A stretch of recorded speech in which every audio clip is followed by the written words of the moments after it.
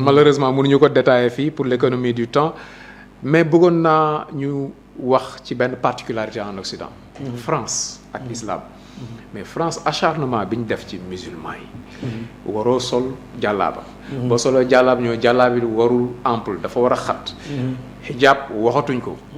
et boo demee ci julli ji ñu topp la ca jàkka ja. mën nañ fekk ab musulman si jàkka jamate ko du dara. et puis phénomène la du mujj fenn enquête bi.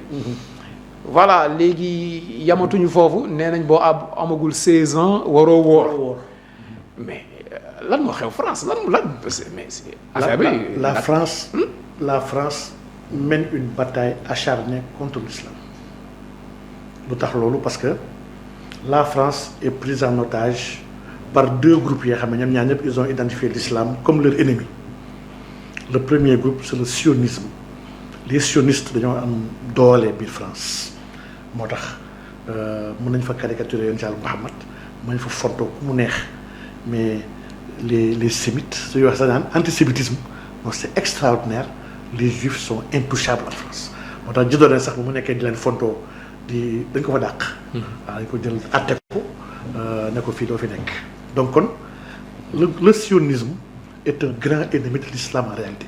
Le sionisme aujourd'hui essaie même d'infiltrer même l'islam pour yàq ko de l'intérieur donc à fortiori de l'extérieur du may dara l'islam. Le deuxième groupe c'est la franc-maçonnerie.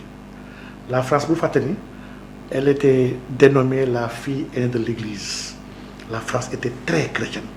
Ses racines chrétiennes étaient extraordinaires. Donc vraiment depuis ñoom Philippe le Bel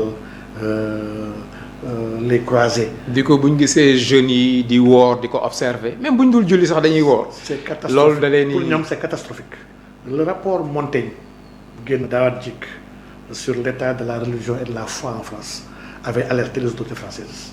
dañ ko xool ne non c'est pas normal là y a benn recrudescence de l'islam bañ na ko sax dans tous les quartiers surtout pour les moins nantis képp ki nga xam ne commencé nga dugg ci l'islam di dem juma di dem à la mosquée tu es fiché y a vraiment tu es fiché ñu ngi lay topp parce que yow jàpp ni kii mun na am un de ces quatre il va se radicaliser donc ñoom ils voient en l'islam une menace en réalité. mais c'est de l'acharnement sur les musulmans. acharnement la depuis le voile depuis la question du voile. ça devient compliqué d'être musulman là-bas léegi ñoom lu ñuy def dañuy génn. la loi Pasqua depuis ñu taxaw sax ne jumaa yi seen nodd bi dañ ko fa tere dindi haut-parleur yi pourtant église yi ñu ngi rëq ay ngat di cloche ça dérange personne. Les bonnes sœurs ont des voiles ça dérange pas l'Occident mais quand une musulmane a un voile c'est problématique. Les partous les parties de sexe à 3 à 4 ñoo jàppale sa liberté la mais la polygamie ne non c'est pas normal.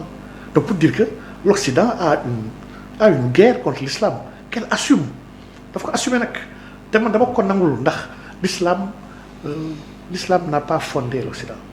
La France ne doit rien à l'islam tabaxu ko léegi nag nous autres pays yoo xam ne ñu mel ni Sénégal ak ñeen ñu mel ni ñun nga xam ne on doit tout à l'islam ñun les fondements de notre pays islam a ko tabax. Première université yi suñu dëkk yi islam la les plus grands réformateurs ay musulmans la ñu woon les grands résistants ay musulmans la ñu woon premier bind yi joxe xam-xam islam la woon avec suñu théologiens ak boroom xam-xam yi l'astronomie ak l'astrologie yëpp islam la donc ñun tam dañoo am devoir sàmm suñu islam téye ko bañ ko fowee bañ kenn caaxaan ñu ko donc vraiment l'Occident est dans son rôle man dama gëm ni dafa am abiyaat sax yoo xam ne sama sëñ daf ko bind ci benn téereem bu am solo bu ñuy wax saylul qalbi te mu tudd saylul qalbi bil Mustafa al hibbi ila hadrati rabbi muy wax la marche du cœur dans l'amour du prophète sallallahu alayhi wa sallam ci téere bi am na fenn fi mu naan bu egg ba Paris dafa nekk Paris mu ne bi baari sa daarul fasiqiina kusala mu ne ci Paris fii mu ne ci Paris dëkk bi nga xam ne kàccoor yu tayal ci yàlla yi fa lañ dëkk donc pour dire que l'Occident vraiment li mu décidé opté ko mooy boyal doomu aadama bàyyi nafs mu libre kenn bañ ko tënk yàlla ñu renvoyé ko au ciel ñoom la terre ñu doxal ko seen bopp loolu la ñu wax. Bon, sur le plan géopolitique Ramadan tamit nekk actualité islamique day gën a fës ci plateau yooyu plateau tubaab yi et gis nañ ne ay provocation tamit da ciy bari parce que ñoom dañ jàpp ne jihadisme bi ci lay gën a yokku. bu dee Israël provocation yi tamit. dañ koy gis bu juma jotee musulmans yi ñu tànc leen fenn fii amuñu droit accès ci yenn masjid yeeg yooyu. donc sur le plan géopolitique tamit toujours ay tension lay indi Ramadan.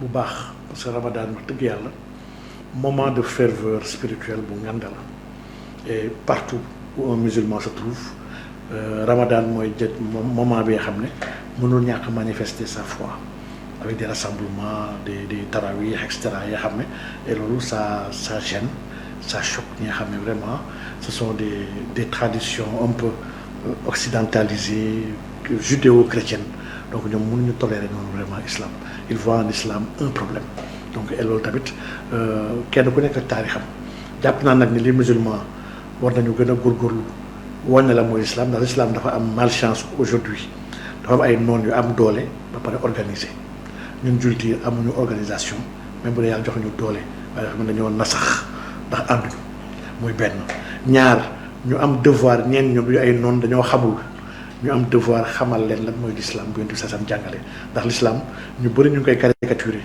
di ko ŋàññ seen dañ ko réere kese seen ñàkk xam moo ko waral waaye bu ñu xamaloon l'islam vraiment du ñu am idée boobu ak opinion ci l'islam aujourd'hui même chez les musulmans fii da ngay xool dëkk yu mel Sénégal sax beaucoup de gens aujourd'hui y a beaucoup de pratiques yu ñu jàpp l'islam te fekk l'islam c'est la tradition arabe du l'islam donc effectivement diine xam-xam la diine ji xamuñu bu baax l'islam loolu Seydina Omar dafa insisté chaque fois ne inna haza diinu ilm mu ne fanzuru mimman ta'khudhu diinakum dafa wax naan suñu diine bii xam-xam la xool leen fi ngeen jëlee seen xam-xam effectivement vraiment nous devons être très sélectifs et l'islam authentique chaque fois dama koy dissocier damay wax gars yi ne leen l'islam prophétique mooy l'islam authentique mooy li Yonent bi sallallahu alayhi wasallam jàngale il est différent de l'islam califal il est différent de l'islam dynastique il est différent de l'islam contextualisé dans les localités macha allah moo xam l'islam d'Europe ak d'Afrique lu mu mënti doon l'islam dañ ko war a jàng ci source ba te source ba mooy yonent Yàlla Muhammad sallallahu alayhi wa sallam yàlla na yàlla defal ñu dégg ak topp incha allah amiin du ñu doyal ci waxtaan bi ak Cheikh Omar Diagne vraiment professeur